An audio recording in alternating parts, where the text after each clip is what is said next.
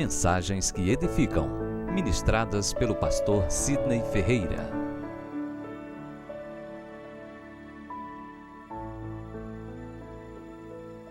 Graças e paz, amados, amém?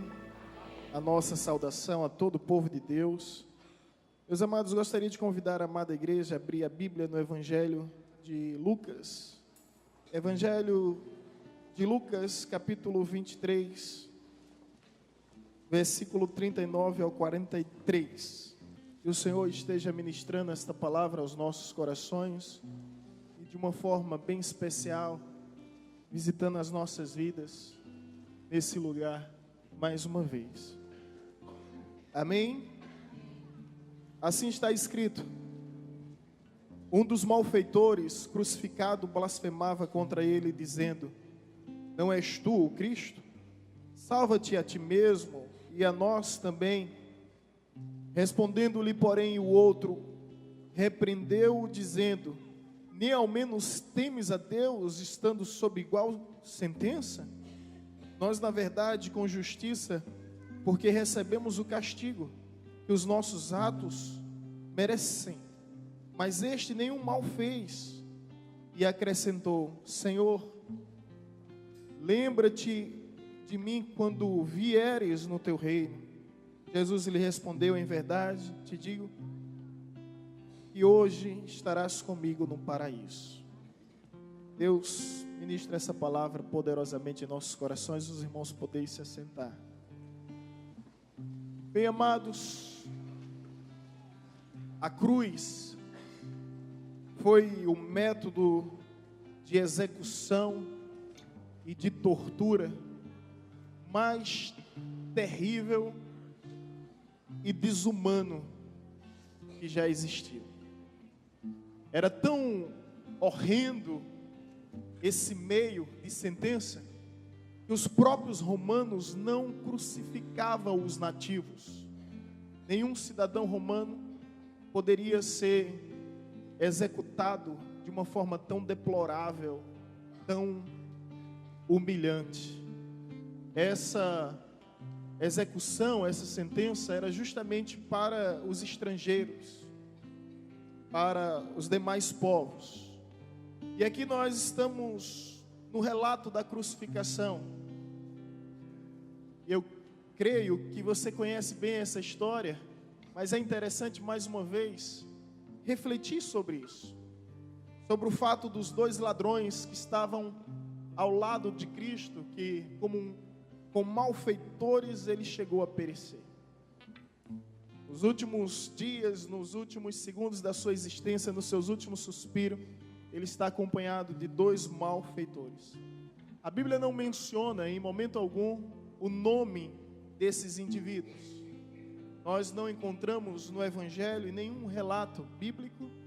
Todavia, nos relatos extras bíblicos, em alguns livros chamados de apócrifos, que não são inspirados, mas têm o seu valor e a sua importância histórica, a depender do contexto. É sempre bom avaliar com toda cautela, porque não pode alterar o sentido do Evangelho, do reino de Deus.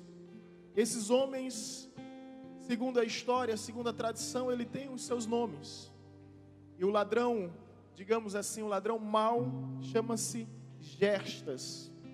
E o ladrão bom chama-se Dimas. E é interessante os relatos que existem acerca sobre Dimas. Mais uma vez enfatizando que nós estamos falando sobre a tradição da cristandade. Então você não vai encontrar isso na Bíblia. Segundo alguns historiadores e segundo alguns livros apócrifos, Dimas, ele era egípcio. E ele hospedou em sua casa, em seu lar no Egito, a família sagrada. Maria, José e o menino Jesus, quando precisou, por instrução do anjo do Senhor, viajar para o Egito, por causa da condenação de Herodes, que mandava massacrar todas as crianças que tinham até 2 anos, com medo da profecia dos magos esses que eram astrônomos e não astrólogos, mas que vieram dos orientes, os sábios, que segundo a tradição foram 3, mas a Bíblia apenas fala sobre os 3 presentes que eles trouxeram, que era ouro, incenso, mirra. Não sabemos e não podemos afirmar quantos de fato eram. Mas nesse período que Herodes mandou matar todas as crianças, o anjo aparece a Maria e José, instruindo que eles fugissem e ficassem um tempo no Egito. E aí, segundo a tradição e reza a lenda, e eles ficaram justamente na casa desse ladrão, Dimas. E nessa época tinha uns 20 anos, e nesse período da crucificação, ele tinha em torno de seus 30 anos. E ao ver Maria aos pés da cruz, ele se recorda de toda a história que José contou. Estava fugindo para o Egito, para proteger o Messias, para proteger aquele menino, que era o Cristo, o Filho do Deus vivo, e que traria a redenção sobre Israel, cujo reino se perpetuaria para sempre na história e jamais teria fim. Dimas se recorda. Outros evangelhos na Bíblia vão dizer que ambos estavam com seus impropérios. Ambos estavam por meio dos seus despauterios falando blasfêmias absurdas. Mas no momento que Dimas olha para Maria, ele percebe algo diferente. E existem lições extraordinárias na confissão desse ladrão, que eu gostaria de compartilhar convosco. A confissão desse ladrão nos ensina muito. E entre lições aqui eu destaquei 3. Eu vou logo entregar os pontos aqui, tá? As 3 é, primeiro, ele reconhece a inocência de Jesus. Quando ele diz, esse homem é inocente. Nós estamos aqui pelo que fizemos, pelo mal que causamos, mas esse aí é inocente. Segundo, quando ele diz Senhor, na tradução que apareceu na projeção tinha o nome Jesus, mas talvez aí na sua projeção tenha o nome Senhor, que de fato foi assim que ele se referiu. Aquele homem que estava sendo crucificado, ele diz Senhor, ou seja, ele reconhece o senhorio de Cristo. E em terceiro lugar, ele diz, lembra-te de mim quando entrares no teu reino. Ele reconhece a inocência, ele reconhece o senhorio, e ele reconhece também que aquele homem é um rei. Essa confissão é extraordinária porque ele levou somente alguns minutos para reconhecer que Cristo era tudo isso. Enquanto alguns de nós levamos dias, semanas, meses, anos, décadas, e ainda não reconhecemos quem é Jesus. Um dia eu vi alguém dizer, um pregador, eu nunca me esqueci. Ele dizia, você pode até viver sem Jesus, mas saiba, será terrível morrer sem Ele. E o ladrão da cruz percebeu. Ele não viveu com Jesus, mas ele não poderia de modo algum morrer sem Ele. Portanto, querido, eu não sei a partir de agora quanto tempo você ainda vai precisar para reconhecer que Jesus é tudo isso e muito mais. Que Ele é suficiente em nossa vida, que Ele é tudo que de fato necessitamos, tudo que de fato precisamos. Amém? Então, primeira confissão desse homem é dizer, olha, nós estamos aqui pelo mal que causamos, ele tem a consciência dos seus erros. Mas ao olhar para Jesus, ele disse, esse não, esse nenhum mal fez. Esse homem aí é inocente. O ladrão, Dimas, reconheceu que Jesus estava ali não pela sua culpa, mas pela nossa culpa. Que Jesus estava ali não pelos seus pecados, mas pelos nossos pecados. Que Jesus estava naquela cruz não pelos seus problemas, mas pelos nossos problemas.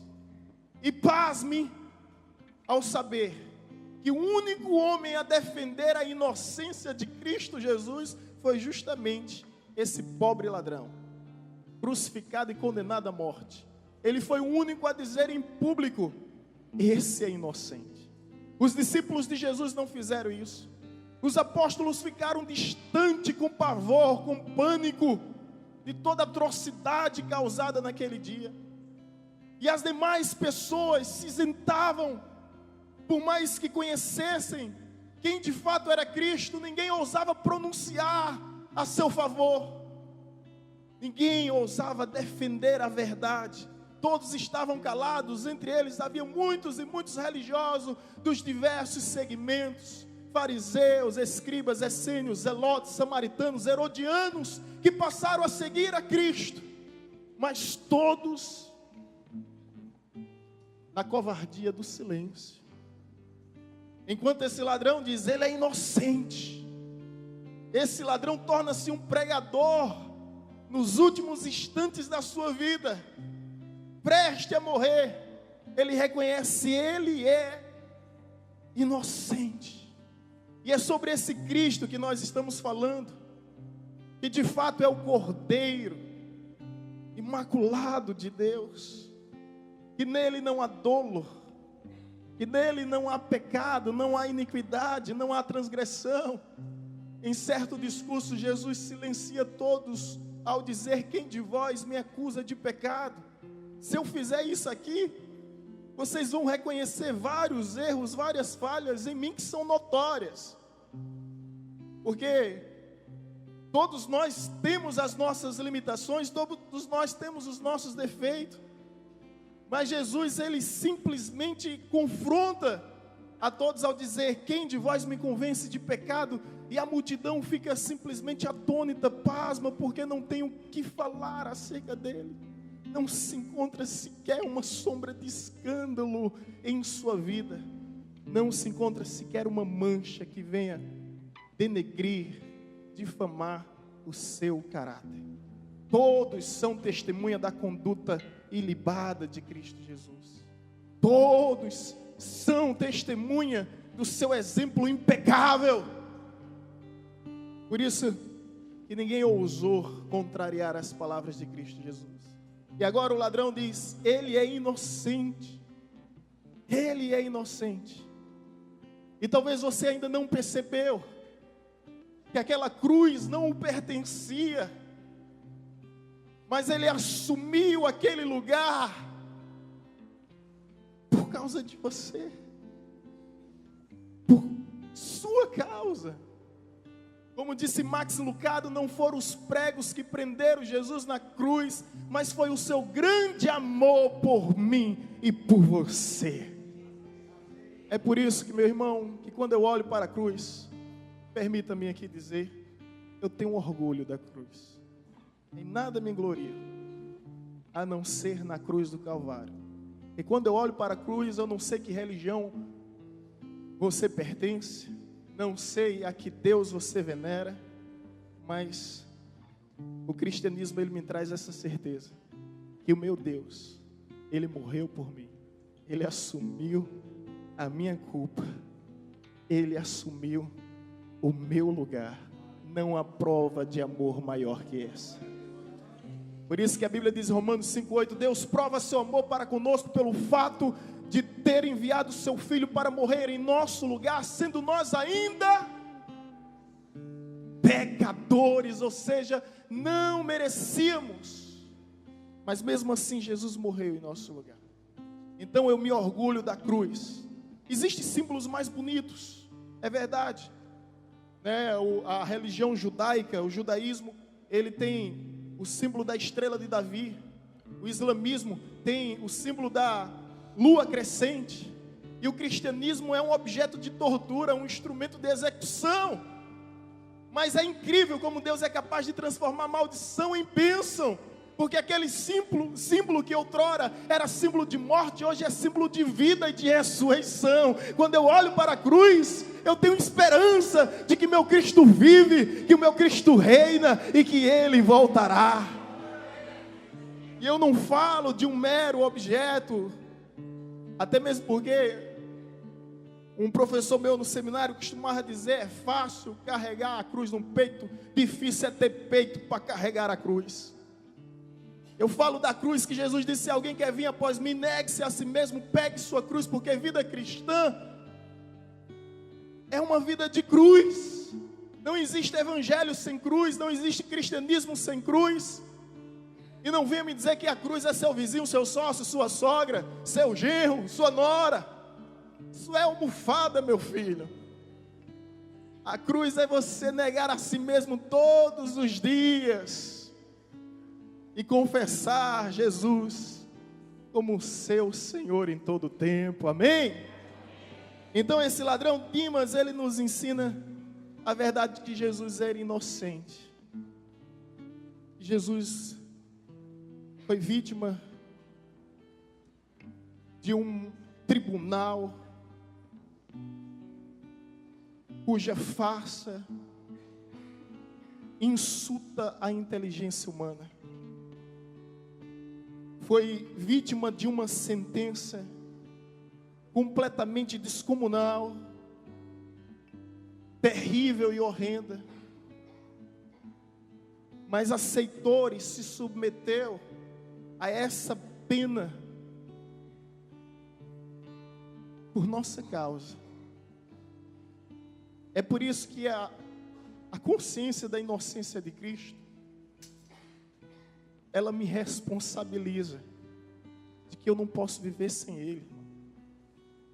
Ela me responsabiliza de que eu não posso viver um segundo sequer sem Ele. Vocês estão me entendendo?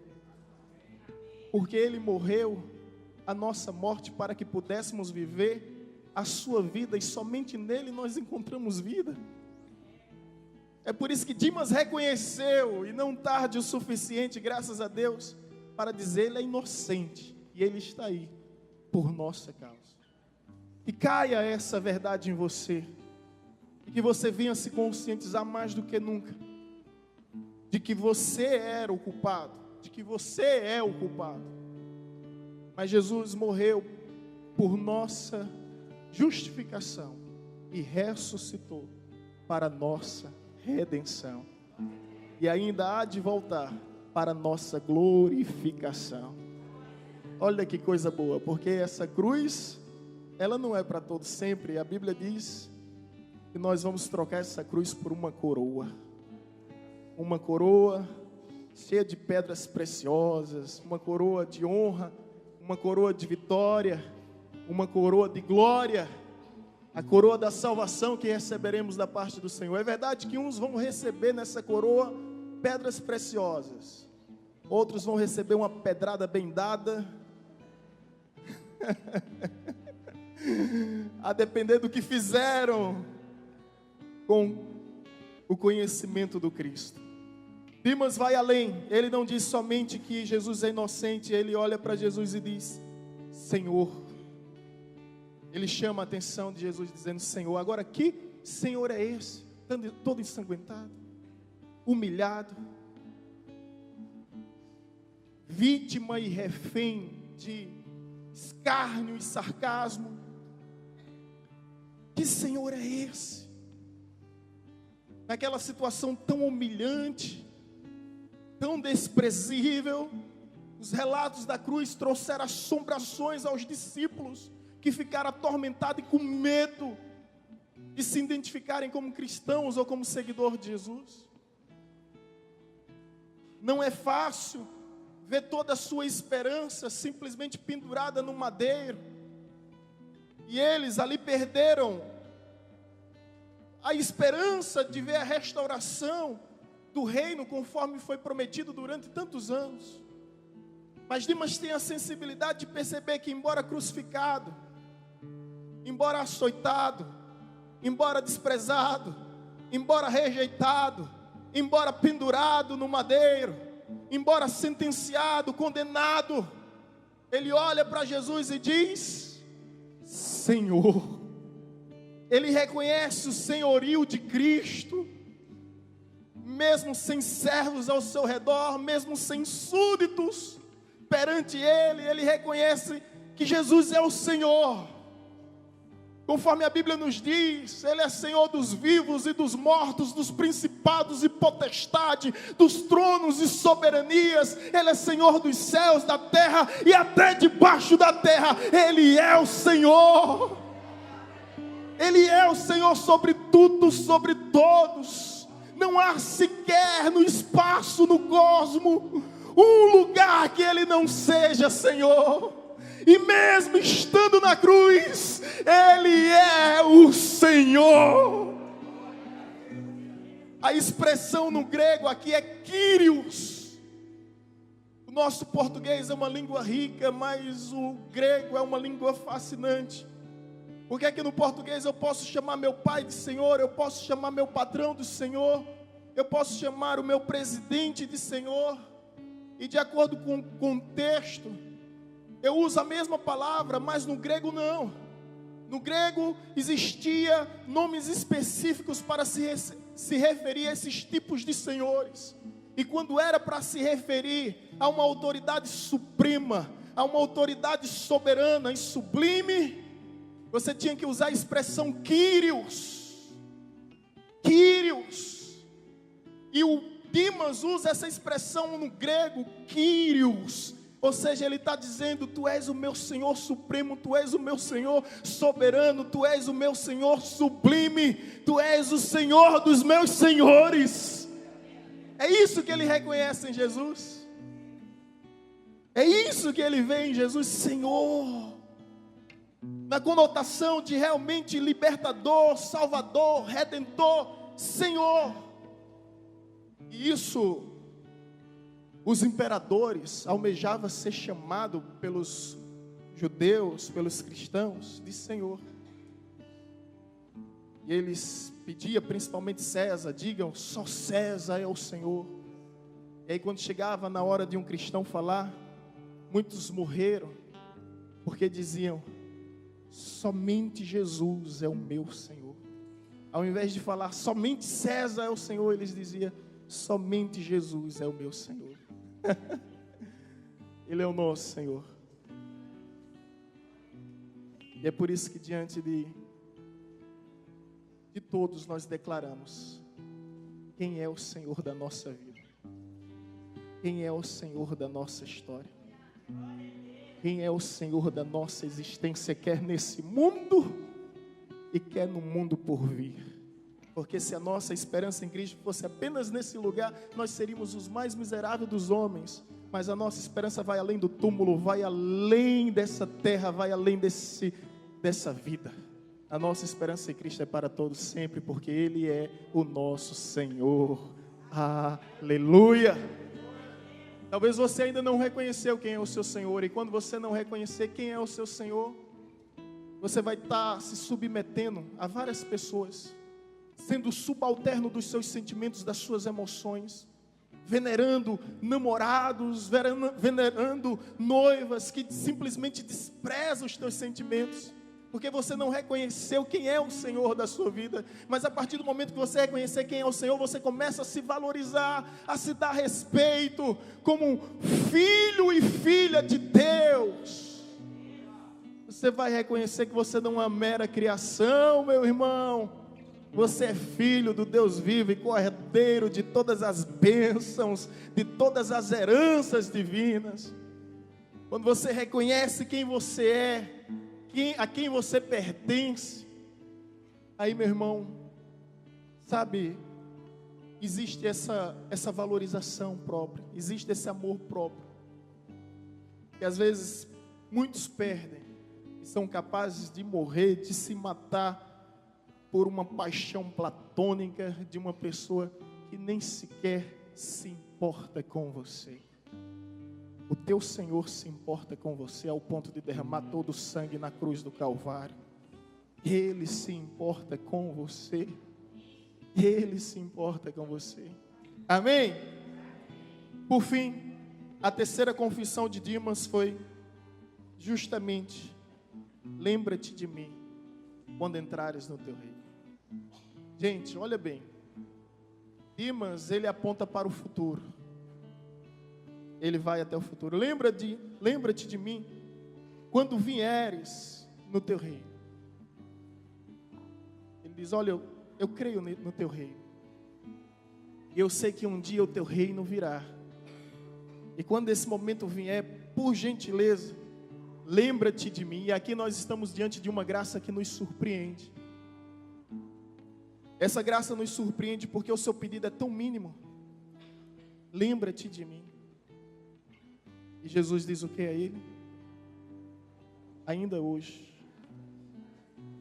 eu te digo, eu te garanto, eu te asseguro,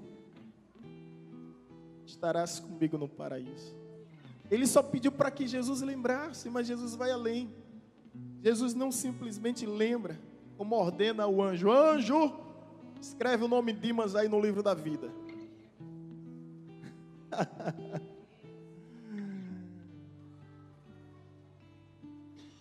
Não pediu para que ele descesse, procurasse as águas do Rio Jordão e fosse se batizar e cumprisse todos os rituais litúrgicos das cerimônias religiosas da cristandade. Não pediu para que ele fizesse jejuns, consagrações, votos. Não houve nenhum tipo de imposição, simplesmente disse: ainda hoje entrarás comigo no paraíso. E eu gosto de parafrasear sem alterar o sentido original do texto, mas eu fico imaginando comigo, sem ir além do que é permitido, que os anjos esperando Jesus chegar aos céus naquele exato momento, mas os anjos esperavam Jesus vindo sozinho, e de repente percebem que Jesus não vem sozinho, ele vem acompanhado, e que ao seu lado não está nenhum religioso, ao seu lado não está nenhum legalista, nenhum moralista, ao seu lado está um homem histórico, desprezível. Mas eis aí, mais uma vez a manifestação da graça de Deus que nos surpreende. Porque aos olhos de todos os homens, aquele homem já estava condenado. Mas ao abrir o seu coração, Jesus abriu os portais celestiais e disse: venha, tu és meu a partir de agora. E é só isso que Ele precisa para mudar a nossa vida, para mudar a nossa história, porque Ele ainda insiste: eis que estou à porta e bato,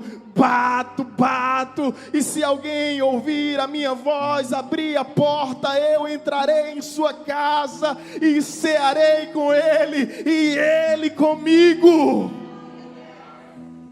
Cear, a conotação na Bíblia é dar uma festa. Então Jesus disse: eu vou dar uma festa para ele e vou participar dessa festa com ele.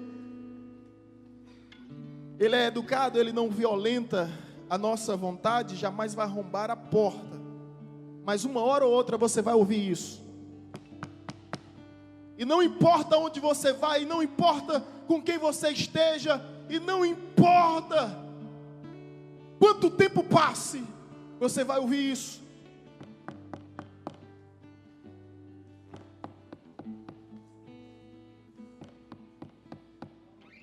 E você vai perceber que é o Senhor te chamando, que Ele ainda chama, e se Ele chama é porque Ele tem algo maravilhoso a compartilhar, a viver contigo. Eu passei 10 anos da minha vida, gente, para entender o que esse homem conseguiu entender em apenas alguns minutos. Eu visitei a igreja dos 8 aos 18 anos e não consegui declarar publicamente que Jesus é inocente. E o nosso Jesus aí está sendo tão perseguido. Mais do que nunca, vivemos uma guerra ideológica em nosso tempo. E as pessoas estão blasfemando do Cristo. E nós sabemos quem é o Cristo. Eu não sei quem é pior. Se são eles que fazem o que fazem sem conhecer Jesus, ou somos nós que conhecemos Jesus e ficamos calados. Passei muito tempo, 10 anos da minha vida, para reconhecer que Jesus é inocente, que Ele assumiu o meu lugar na cruz, a minha condenação, a minha vergonha, gente. O meu opróbrio, meu vitupério.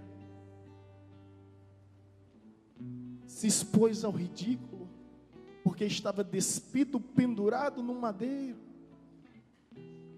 Se expôs por mim, quem? Me diga alguém na história, eu te desafio, que tenha chegado a uma exposição tão grande por você. Quem te deu prova de amor maior do que essa?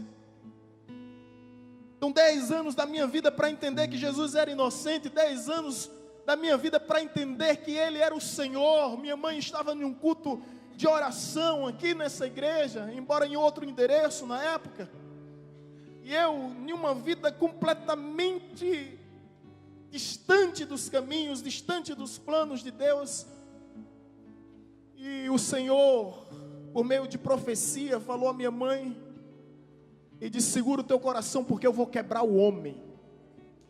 Foi desse jeito, gente, essa linguagem, sim.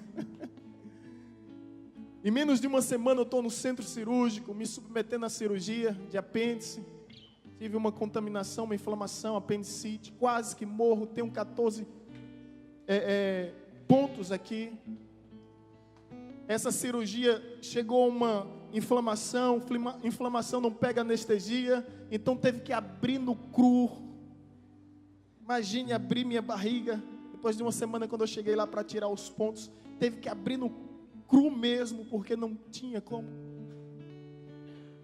Fedia, passei dias com a barriga aberta, dias, e todos esses dias ia lá para o tratamento, que era terrível, era doloroso, tinha aquela tesoura longa, não sei, Vivi, você é enfermeira, tesoura de ponta longa, colocava um produto lá, enfiava para um lado, para o outro, e eu chorava,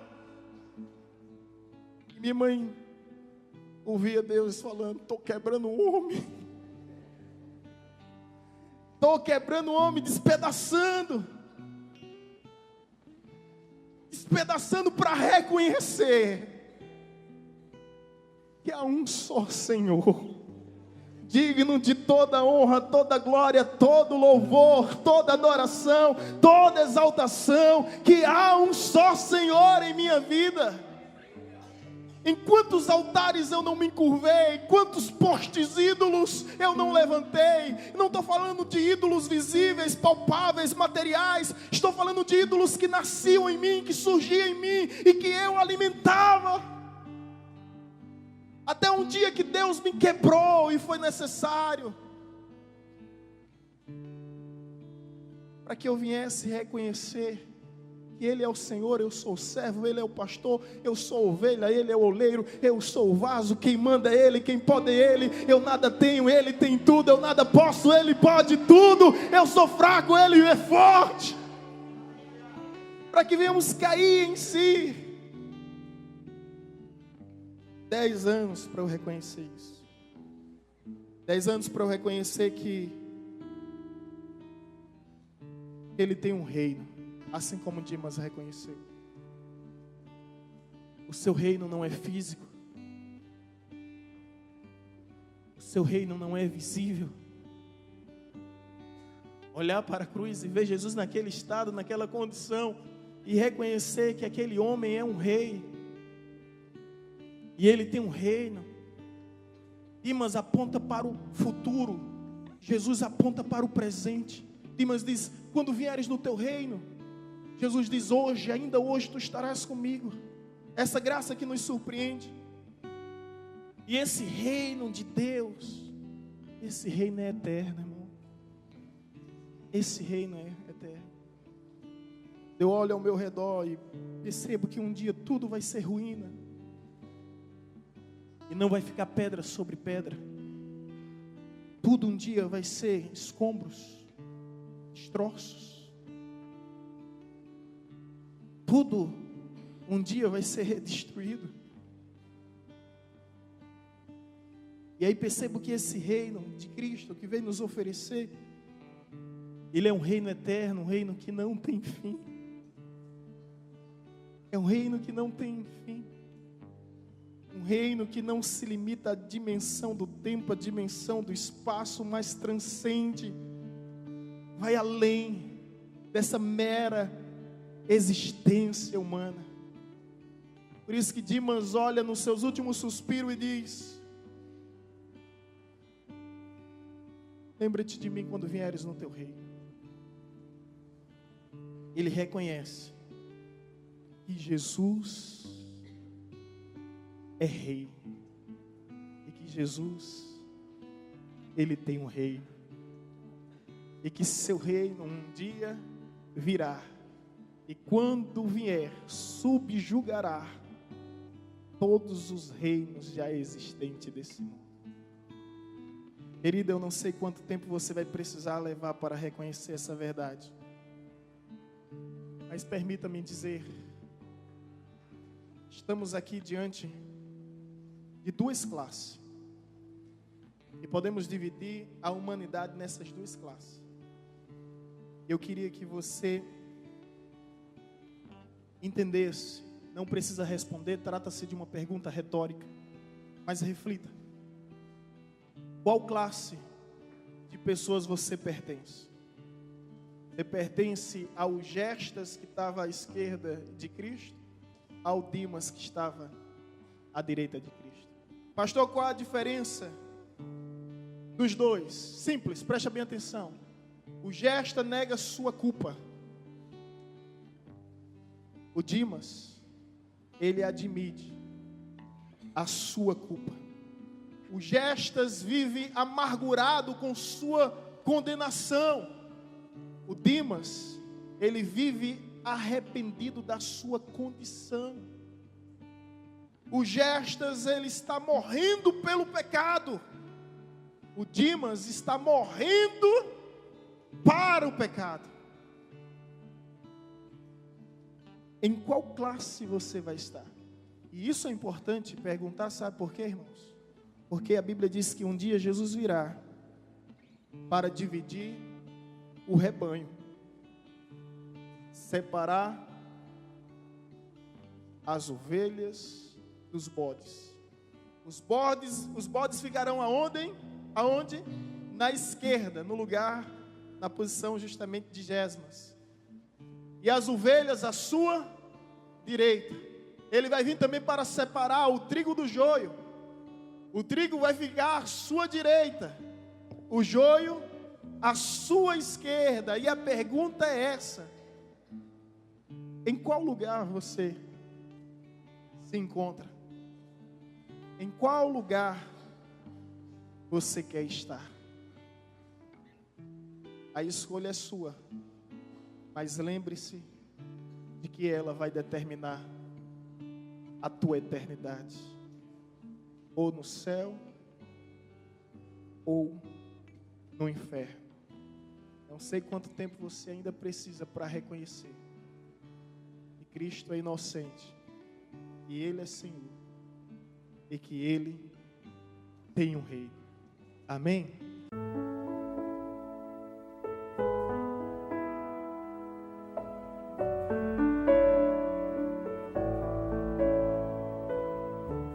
Você acabou de ouvir uma mensagem ministrada pelo pastor Sidney Ferreira, da Igreja Batista Evangelizadora.